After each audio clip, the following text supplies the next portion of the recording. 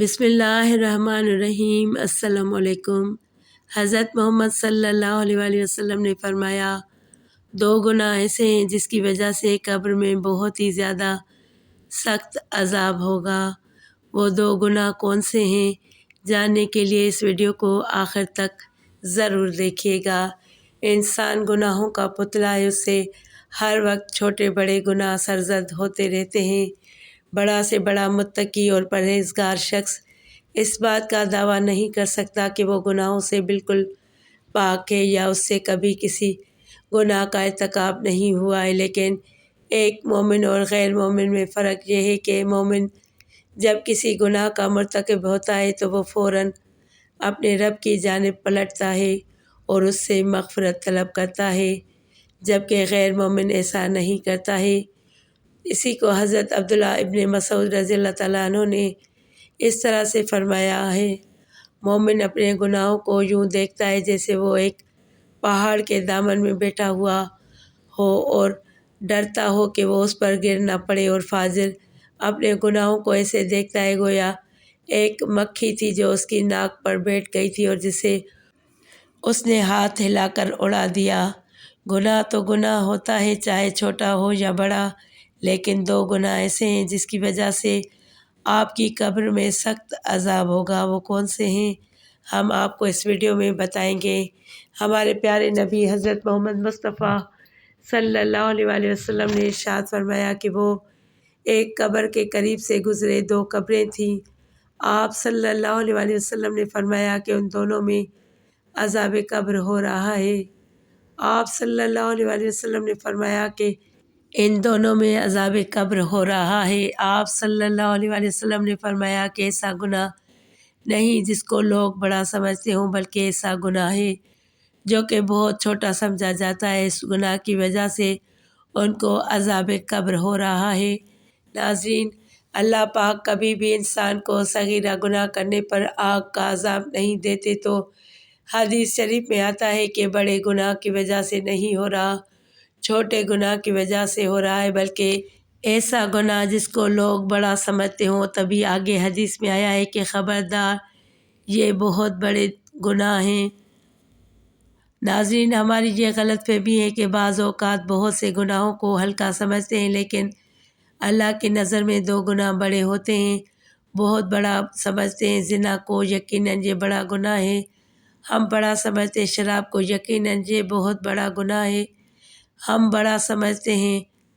قتل کرنے کو یقیناً یہ بہت بڑا گناہ ہے، نماز قضا کرنا بہت بڑا گناہ ہے، شرک کرنا، والدین کو اذیت دینا، لیکن کچھ گناہ ایسے ہوتے ہیں جو ہوتے تو بہت بڑے ہیں لیکن سمجھے جاتے چھوٹے ہیں۔ تو اسی لیے آپ صلی اللہ علیہ وآلہ وسلم نے فرمایا کہ ان دونوں قبروں کے اندر ان دونوں اشخاص کو ایسے دو بڑے گناہ کی وجہ سے عذاب ہو رہا ہے جن کو یہ چھوٹا سمجھتے تھے۔ ان میں سے ایک یہ پیشاب سے نہیں بچتے تھے، پیشاب سے احتیاط نہیں کرتے تھے۔ حضرت ابو ہریرہ رضی اللہ تعالیٰ عنہ سے روایت ہے کہ رسول اللہ صلی اللہ علیہ وآلہ وسلم نے فرمایا، پیشاب کے چھینٹوں سے بچو، کیونکہ عموماً قبر کا عذاب اسی وجہ سے ہوتا ہے۔ ناظرین، اسلام میں طہارت کی بہت عزت ہے۔ کہیں بھی کھڑے ہو کر پیشاب کر دیا اور چھینٹے پڑ رہے ہیں اور آپ کو کوئی فکر ہی نہیں ہے، ایسے نہیں۔ رسول اللہ صلی اللہ علیہ وآلہ وسلم نے ارشاد فرمایا کہ ان کو یعنی ایک شخص کو عذاب کیوں ہو رہا ہے، یعنی پیشاب سے بے احتیاطی کی وجہ سے۔ اسلام ہمارے اندر کی صفائی بھی اور باہر کی صفائی پر بھی بہت زور دیتا ہے، لیکن ایک بات خوب یاد رکھیے، آپ طہارت کے معاملے میں کہیں وہمی نہ ہو جائیے، شک میں نہ پڑ جائیں۔ واش روم کے اندر اتنا تھوڑا سا خیال کریں کہ آپ کو چھینٹے نہ پڑیں، اتنا زیادہ نہیں کہ آپ واش روم سے نکل رہے ہوں اور سوچیں کہ کہیں آپ کو چھینٹے تو نہیں پڑ گئی۔ حضرت زین العابدین کا نام آپ لوگوں نے سنا ہوگا، وہ بہت بڑے بزرگ گزرے ہیں۔ وہ کیا کرتے تھے کہ حضرت امام حسین علیہ السلام جب کربلا میں شہید ہوئے تو ان کی اولاد میں صرف وہی بچے تھے، تو وہ احتیاط کی وجہ سے کہ جب انہوں نے پیشاب کے بارے میں حدیثیں سنی تو ایک بوتل رکھتے تھے اور جب بھی پیشاب کیا کرتے اس سے بوتل کے اندر کیا کرتے تاکہ پیشاب کے چھینٹے نہ پڑیں، اور پھر لوگوں نے ان کو منع کیا اور پھر انہوں نے خود یہی عمل چھوڑ دیا۔ ناظرین، بس اتنی احتیاط کافی ہے کہ واش روم میں بس ایسا نہ ہو کہ آپ لوگ وہم میں پڑ جائیں۔ احتیاط کریں کہ کھڑے ہو کر پیشاب کرنا یہ بالکل غلط ہے۔ جو لوگ ایسا کرتے ہیں ان لوگوں کو روکا گیا ہے اس عمل سے کہ بہت باریک باریک چھینٹے اگر آپ کو پڑ جائیں تو علماء کہتے ہیں کہ وہ آپ کو معاف ہے، کیونکہ ان سے بچنا ممکن نہیں ہے۔ دوسرے قبر میں جو شخص دفن تھا اس کے بارے میں حضور صلی اللہ علیہ وآلہ وسلم نے فرمایا کہ یہ شخص چغلی کیا کرتا تھا، ادھر کی بات کو ادھر کہہ دینا اور ادھر کی بات کو ادھر کہہ دینا، اس پر اسے عذاب قبر ہو رہا ہے۔ اس سے پتہ چلتا ہے کہ جب لوگ چغلیاں کرتے ہیں تو یہ صغیرہ گناہ کے مرتکب نہیں۔ ہمارے ہاں زنا کو برا سمجھا جاتا ہے، شراب کو بھی برا سمجھا جاتا ہے، لیکن چغل خور کو کچھ بھی نہیں سمجھا جاتا۔ یہ چغل خور ایسی لڑائیاں کرواتا ہے کہ آپس میں محبتوں کو نفرت میں تبدیل کر دیتا ہے۔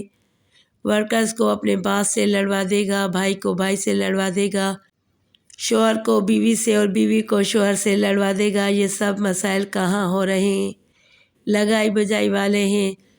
تو چغل خور کے بارے میں قرآن کیا کہتا ہے، حدیث کیا کہتی ہے؟ یہ صغیرہ گناہ نہیں ہے۔ صحیح بخاری میں اس طرح بیان کیا گیا ہے، رسول اللہ صلی اللہ علیہ وآلہ وسلم ایک دفعہ مدینہ یا مکے کے ایک باغ میں تشریف لے گئے۔ وہاں آپ صلی اللہ علیہ وآلہ وسلم نے دو شخصوں کی آواز سنی جنہیں ان کی قبروں میں عذاب کیا جا رہا تھا۔ آپ صلی اللہ علیہ وآلہ وسلم نے فرمایا کہ ان پر عذاب ہو رہا ہے اور کسی بہت بڑے گناہ کی وجہ سے نہیں۔ پھر آپ صلی اللہ علیہ وآلہ وسلم نے فرمایا بات یہ ہے کہ ایک شخص ان میں سے پیشاب کے چھینٹوں سے بچنے کا اہتمام نہیں کرتا تھا اور دوسرا شخص چغل خوری کیا کرتا تھا۔ پھر آپ صلی اللہ علیہ وآلہ وسلم نے کھجور کی ایک ڈالی منگوائی اور اس کو توڑ کر دو ٹکڑے کیا اور ان میں سے ایک ایک ٹکڑا ہر ایک کی قبر پر رکھ دیا۔ لوگوں نے آپ صلی اللہ علیہ وآلہ وسلم سے پوچھا کہ یا رسول اللہ صلی اللہ علیہ وآلہ وسلم، یہ آپ صلی اللہ علیہ وآلہ وسلم نے کیوں کیا؟ آپ صلی اللہ علیہ وآلہ وسلم نے فرمایا اس لیے کہ جب تک یہ ڈالیاں خشک ہوں شاید اس وقت تک ان پر عذاب کم ہو جائے۔ نبی کریم صلی اللہ علیہ وآلہ وسلم کے بعد صحابہ کرام کے دور میں رفتہ رفتہ جب امت مسلمہ کا زوال شروع ہوا تو بعض گناہوں کو چھوٹا اور کم تر سمجھ کر نظر انداز کیا جانے لگا۔ حضرت عبادہ بن کرتا رضی اللہ تعالیٰ عنہ اپنے شاگردوں سے مخاطب ہو کر فرماتے ہیں تم ایسے کام کرتے ہو جو تمہاری نظر میں بال سے بھی باریک ہوتے ہیں، جبکہ ہم انہیں رسول اللہ صلی اللہ علیہ وآلہ وسلم کے زمانے میں ہلاک کر دینے والے کام شمار کرتے تھے۔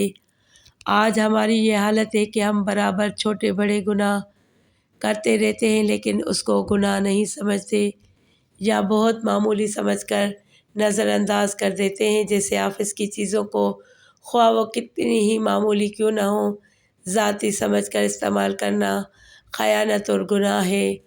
لیکن ہم میں سے اکثر لوگ ایسا کرتے ہیں۔ ایسا اس لیے ہوتا ہے کہ ہمارے دلوں سے اللہ تعالیٰ پر یقین، جزا اور سزا کا احساس اور حلال و حرام کی تمیز نکل چکی ہے۔ ایسی بہت سی احادیث پائی جاتی ہیں جس کے متعلق تو ہمیں بچنا چاہیے چغل خوری سے اور کھڑے ہو کر پیشاب کرنے سے۔ میری اللہ تعالیٰ سے دعا ہے کہ اللہ پاک مجھے اور آپ کو جو ہم نے کہا اور سنا ہے اس پر عمل کرنے کی توفیق عطا فرمائے، آمین یا رب العالمین۔